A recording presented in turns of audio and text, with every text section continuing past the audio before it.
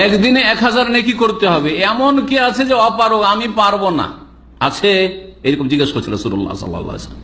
ফাসালাহু সাইলুম মিন জুলাসাহি, যে মজলিসে বসেছিল লোকেরা, সাহাবায়ে কেরাম বসেছিলেন, তাদের একজন জিজ্ঞেস করলেন, কাইফা ইয়াকসিবু আলফা হাসানা ইয়া রাসূলুল্লাহ, হে আল্লাহর রাসূল, 1000 নেকি কেমন করে করব, কি তরিকা, সেটা কি যে 1000 নেকি পাবো?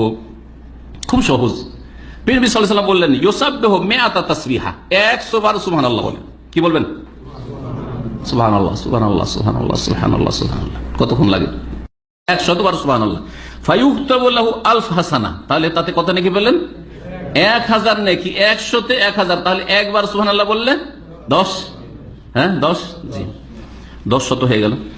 আও ইউহাত্তু আনহু আলফ খাতিয়া, এবং বা অথবা তার সাথে সাথে তার 1000 গুনাহ মাফ হবে।